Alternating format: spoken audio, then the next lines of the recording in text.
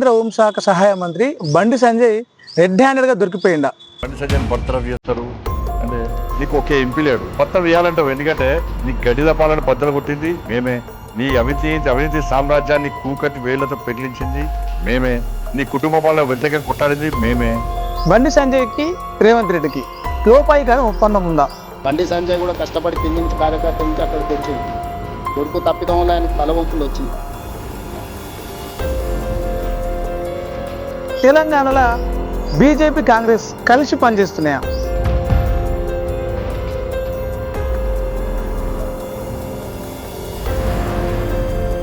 ఈ ప్రశ్నలన్నిటికీ సమాధానం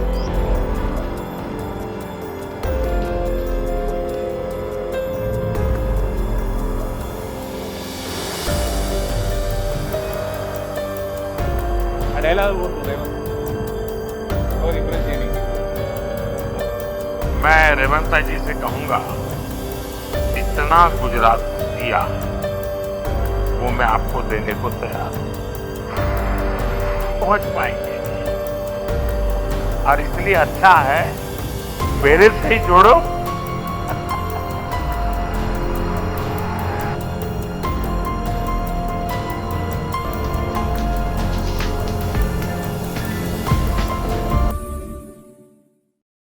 నమస్తే, నేను మీ ప్రవీణ్ సుంకరి.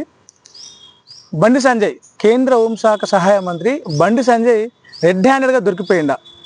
బండి సంజయ్కి రేవంత్ రెడ్డికి లోపాయికారం ఒప్పందం ఉందా? తెలంగాణలో బీజేపీ కాంగ్రెస్ కలిసి పనిచేస్తున్నాయా? ఈ ప్రశ్నలన్నిటికీ సమాధానం ఇలా ప్రెస్ మీట్ పెట్టి జస్ట్ ఒక 5 నిమిషాలు ప్రెస్ మీట్ పెట్టి ప్రెస్ మీట్లో బండి సంజయ్ మాట్లాడిన మాటలు ఏం మాట్లాడిండే అంటే ఒకసారి విందాం. ఫస్ట్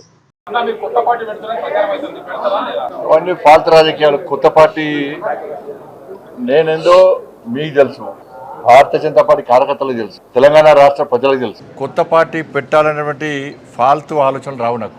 అటువంటి ఫాల్తు రాజకీయ నాయకుని కాదు.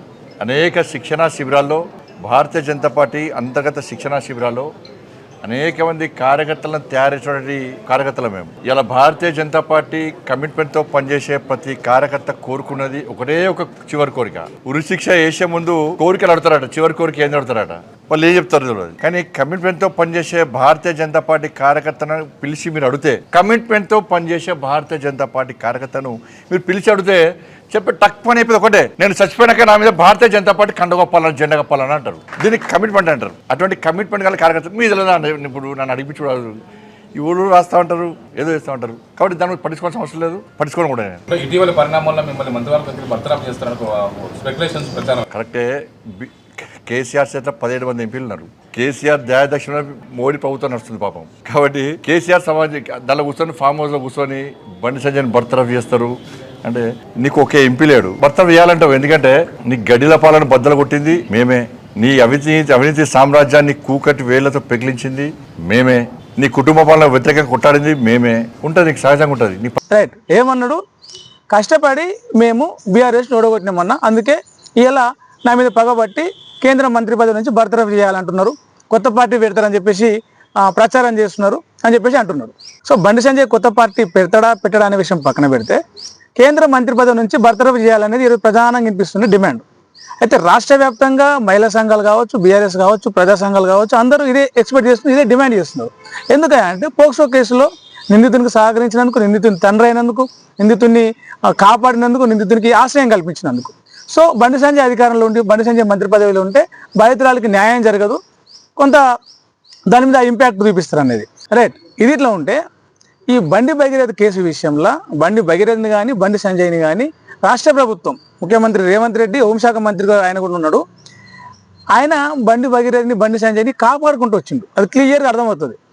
వాళ్ళ కొడుకు తప్పిపోయి ఇంట్లోకి వెళ్ళి లేడు, పరారీలో ఉన్నాడని చెప్పేసి 3 రోజుల తర్వాత బయటకు వెళ్ళి మాట్లాడిన బండి సంజయ్, హిందూ ఏకతా యాత్ర కార్యక్రమంలో మాట్లాడిన బండి సంజయ్ కొడుకు జైలుకు పోయినాక 4 రోజుల తర్వాత మళ్ళీ బయటకు వచ్చి ఇలా మాట్లాడతాడు. సో ఏం మాట్లాడాలి ఏం మాట్లాడదు అని చెప్పేసి ముందుగానే ట్రైన్ అయ్యి స్క్రిప్ట్ రాసుకొని, ఇద్దరు కూర్చొని స్క్రిప్ట్ రాసుకొని వచ్చి మాట్లాడుతున్నట్టు కొడుతుంది. కేసు విషయంలో ఎక్కడ పోలీసులకు దొరకకుండా, ఫోను ట్రాక్ దొరకకుండా ఎవరికి సహకరించినది క్లియర్గా అర్థమవుతాడు. కొత్తగా దాని గురించి స్కెచ్ చేసి బుర్ర బద్దలు కొట్టుకొని తలకాయ వాళ్ళు కొట్టుకొని ఆలోచించాల్సిన పని లేదు.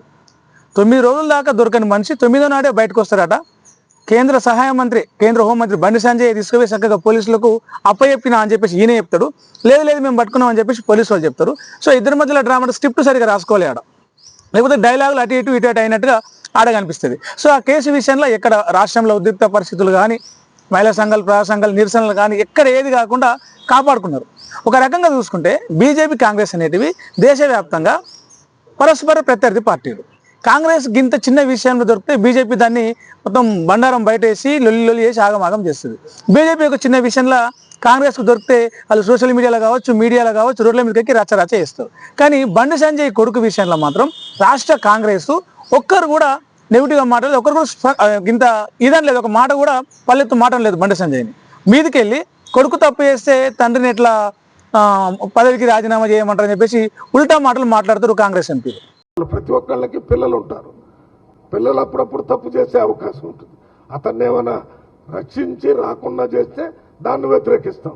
ఆయన హోమ్ మినిస్టర్గా ఉన్నాడు, అయినా కానీ ఆయన వచ్చారు, సరెండర్ అయ్యారు, కేసు పెట్టారు, మళ్ళీ ఇప్పుడు వేరే రకంగా తీసుకొని ఇన్వెస్టిగేట్ చేస్తారంటున్నారు. ఇవన్నీ చట్టం ప్రకారం జరుగుతాయి. ఇది ఇట్లా ఉంటే అసలు ఎందుకు బండి సంజయ్ని రేవంత్ రెడ్డి కాపాడుకొచ్చింది అని ఒకసారి ఆలోచిస్తే కొంచెం వెనుకకు పోవాలి. ఇదే కేసీఆర్ గవర్నమెంట్ ఉన్నప్పుడు ధాన్యం కొనుగోలు సమయం నడుస్తూ ఉంది. ఇప్పుడు రాష్ట్రంలో ధాన్యం కొంటలేదని చెప్పేసి రైతులు ఎక్కడికక్కడ ధాన్యం బస్తాలు కుప్పలుగా పెట్టుకొని ఇబ్బంది పడుతున్నారు. ఇలాంటి సీజన్లో కేసీఆర్ అధికారంలో ఉన్నప్పుడు ధాన్యం కొంటలేరని చెప్పేసి ఇదే బండి సంజయ్ బీజేపీ రాష్ట్ర అధ్యక్షుని హోదాలో పాదయాత్ర చేస్తాడు. పాదయాత్ర చేస్తే నా మీద రాళ్ళు పడ్డాయి, రైతుల కోసం పోతే బీఆర్ఎస్ రాళ్ళు వేసారని చెప్పేసి ఇది చేస్తాడు. కాంగ్రెస్ పార్టీ గగ్గోలు పెడుతుంది బండి సంజయ్కి అప్పుడు ఏమన్నా అయితే. కానీ ఇప్పుడు ధాన్యం కొంటలేరు, కాంగ్రెస్ పార్టీ అధికారంలో ఉంది, రైతులు అదే ఇబ్బంది పడుతున్నారు. ఈ బండి సంజయ్ బయటికి రాడు, కిషన్ రెడ్డి బయటికి రాడు, రామచంద్రరావు బయటికి రాడు, ధర్మపురి అరవింద్ బయటికి రాడు, ఎవరు బయటకు రారు. ఎమ్మెల్యేలు, బీజేపీ ఎమ్మెల్యేలు కూడా ఎవరు బయటికి రారు. అంటే బీజేపీ మీద కొట్టాడాల్సిన కాంగ్రెస్ బీజేపీకి సహకరిస్తుంది. రాష్ట్రంలో కాంగ్రెస్కి వ్యతిరేకంగా పనిచేయాల్సిన బీజేపీ రాష్ట్రంలో కాంగ్రెస్ ప్రభుత్వానికి సహకరిస్తుంది. వీళ్ళిద్దరు టార్గెట్ ఏంది? తెలంగాణలో బీఆర్ఎస్ పార్టీ లేకుండా చేయడం. తెలంగాణలో బీఆర్ఎస్ పార్టీని ఒకటే కాదు, ప్రాంతీయ పార్టీలను లేకుండా చేయాలి. తద్వారా రెండు జాతీయ పార్టీలు అయితే నువ్వు ఉండాలి, లేకపోతే నేను ఉండాలి అధికారంలో అన్నట్టుగా దేశవ్యాప్తంగా అటు ఆప్ విషయంలో జరిగింది చూసుకోవచ్చు, బెంగాల్లో మమతా విషయంలో జరిగింది చూసుకోవచ్చు, ఆ కేరళలో సిపిఎం విషయంలో చూసుకోవచ్చు, యూపీలో ఎస్పీ బీఎస్పీ పార్టీ విషయంలో చూసుకోవచ్చు. ఎక్కడ చూసుకున్నాం ప్రాంతీయ పార్టీలను టార్గెట్ చేసి ఈ రెండు పార్టీలు పనిచేస్తూ ఉంటాయి. తెలంగాణలో కూడా మూకుమ్మడిగా అంటే మంచిగా గూడపుటాన్ని చేసుకొని కాంగ్రెస్ బీజేపీ కలిసి పనిచేస్తున్నాయని చెప్పడానికి ఈరోజు బండి సంజయ్ మాట్లాడిన మాటలే ఒక నిదర్శనం, ఒక మంచి ఉదాహరణ. ఏమన్నాడు ఆయన? మేము కొట్లాడి, మేము పనిచేసి, మేము ఫైట్ చేసి బీఆర్ఎస్ని దింపినాము అని. మరి బీఆర్ఎస్ని దింపింది బీజేపీ అయితే బీజేపీ అధికారంలోకి రావాలి, కానీ కాంగ్రెస్ అధికారంలోకి వచ్చింది. అంటే కాంగ్రెస్ బీజేపీ కలిసి పనిచేస్తేనే కాంగ్రెస్ పార్టీ అధికారంలోకి వచ్చింది. బీజేపీ సహకారం కాంగ్రెస్కు పూర్తిగా ఉందనేది ఇక్కడ చాలా క్లియర్గా అర్థమవుతున్న విషయం. ఇంకో విషయం ఏంటంటే కేంద్ర మంత్రి పదవి నుంచి బండి సంజయ్ని బర్తరఫ్ చేస్తారా, దింపుతారా అనేది ఒక చర్చ నడుస్తూ ఉంది.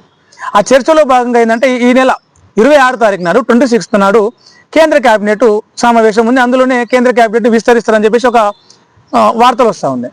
ఈ క్రమంలో బండి సంజయ్ని కేంద్ర మంత్రి పదవి నుంచి తప్పియాలంటే రాష్ట్రంలో ఎలాంటి అలికిడి లేదు, ఆయన ఎలాంటి వ్యతిరేకత లేదు, ఎందుకు బండి సంజయ్ని తప్పియాలి అని ఒక ఇది వచ్చేలాగా కంప్లీట్గా బండి సంజయ్కి రాష్ట్రంలో పాజిటివ్ వాతావరణాన్ని క్రియేట్ చేస్తున్నారు.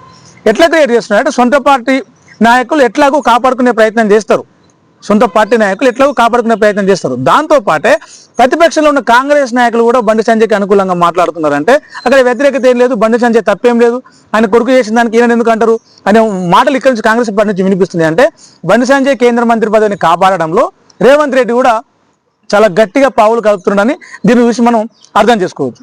సో కేంద్ర మంత్రి పదవికి బండి సంజయ్ని ఉంచరా అనేది డిసిషన్ తీసుకున్నది ఢిల్లీ పెద్దలే కావచ్చు, మోడీయే కావచ్చు, అమిత్ షానే కావచ్చు, వీళ్ళే కావచ్చు. కానీ ఉంచితే బాగుంటుంది అనే రకంగా సంకేతాలు ఇస్తూ కొంచెం గైడెన్స్ లాగా కేంద్రానికి సంప్రదింపులు ఇంటర్నల్గా రహస్యంగా సంప్రదింపులు జరుపుతున్నాడు రేవంత్ రెడ్డి అనేది ఇక్కడ వస్తున్న డౌట్. ఈ డౌట్ కూడా ఎందుకు వస్తుందంటే నిజామాబాద్ ఎంపీ ధర్మపురి అరవింద్ ఏమంటాడు? రేవంత్ రెడ్డి మోడీకి నచ్చేలాగా చేస్తున్నాడు, ఆర్ఎస్ఎస్ పరిభాషలో మాట్లాడుతూ మోడీ ప్రేమను, మోడీ నుంచి దాన్ని ఏమంటారు ఒక అట్రాక్షన్ కోరుకుంటున్నాడు, రేపు బీజేపీలోకి వస్తాడు ఏమో రేవంత్ రెడ్డి అన్నట్టుగా మాట్లాడాడు. ఆ డైలాగులు కొడుతున్నాడు రేవంత్ ఇంప్రెస్ చేయడానికి. సో అటు ధర్మపురి అరవింద్ మాట్లాడిన మాటలు, ఇటు రేవంత్ ప్రవర్తన, పాపం బండి సంజయ్ కష్టపడి ఎదిగిన నాయకుడు, ఆయనను మేము సూచిస్తున్నాడు ముఖ్యమంత్రి హోదాలో, రాష్ట్ర హోంమంత్రి హోదాలో ఒక నిందితుని తండ్రికి హెచ్చరించాలి, కానీ సూచిస్తున్నా అని చెప్పేసి మొత్తం పాజిటివ్గా ప్రేమగా మాట్లాడుతున్నట్టుగా కనిపిస్తుంది ఎవరు రేవంత్ రెడ్డి. సో రేవంత్ రెడ్డి బండి సంజయ్ కేంద్ర మంత్రి పదవిలో కొనసాగాలంటే ఏం చేయాలనే సలహాలు ఇక్కడ ఇస్తూనే ఒకసారి మీడియా ముందుకు రా, మరీ అట్లా దూరంగా ఉంటే బాగుంటుంది, మీడియా ముందుకు రా అన్నట్టుగా కూడా ఈ సలహాలు సూచనలు ఇచ్చి ఈ కొడుకు జైలుకు పోయిన 4 రోజుల తర్వాత బయటకు రావడం, అరెస్ట్ పరారీలోకి పోయిన 3 రోజుల తర్వాత హిందూ ఏకతా యాత్ర పేరుతో బయటకు రావడం అనేది కూడా మొత్తం రేవంత్ రెడ్డి స్కెచ్ లాగానే కనిపిస్తున్నది. సో రేవంత్ రెడ్డి కోసము బండి సంజయ్ పనిచేస్తున్నాడు. బండి సంజయ్ని కాపాడుకొని రేపు రాజకీయాల్లో బండి సంజయ్తో పాటు కావచ్చు, బీజేపీతో పాటు కలిసి పనిచేయడానికి రేవంత్ రెడ్డి తన సాయశక్తుల తన తెలివి మేరకు మంచిగా స్క్రిప్ట్ ఫ్యూచర్ ప్లాన్ రాసుకుంటుంది అనేది ఇలా బండి సంజయ్ మాట్లాడిన మాటల ద్వారా బయటపడ్డది. సో బండి సంజయ్ రెడ్ హ్యాండెడ్గా దొరికిండు, రేవంత్ రెడ్డి రెడ్ హ్యాండెడ్గా దొరికిండు. కేంద్ర హోంశాఖ సహాయ మంత్రి బండి సంజయ్ రెడ్ హ్యాండెడ్గా దొరికిపోయిందా? బండి సంజయ్ బర్తరఫ్ చేస్తారు అంటే నీకు ఒకే ఎంపీ లేదు బర్తరఫ్ చేయాలంటావు, ఎందుకంటే నీకు గడిల పాలన బద్దలు కొట్టింది మేమే, నీ అవినీతి సామ్రాజ్యాన్ని కూకటి వేళ్లతో పెగిలించింది మేమే, నీ కుటుంబ పాలన వ్యతిరేకంగా కొట్టాడింది మేమే. బండి సంజయ్కి రేవంత్ రెడ్డికి లోపాయికారం ఒప్పందం ఉందా? బండి సంజయ్ కూడా కష్టపడి కింది నుంచి కార్యకర్త నుంచి అక్కడికి వచ్చింది. కొడుకు తప్పిదం వల్ల ఆయనకు తలవంపులు వచ్చింది. తెలంగాణలో బీజేపీ కాంగ్రెస్ కలిసి పనిచేస్తున్నాయా?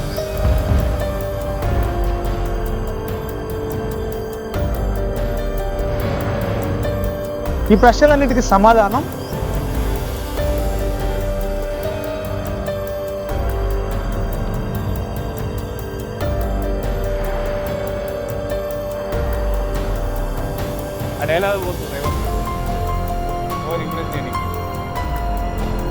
मैं रेवंत जी से कहूंगा, जितना गुजरात किया वो मैं आपको देने को तैयार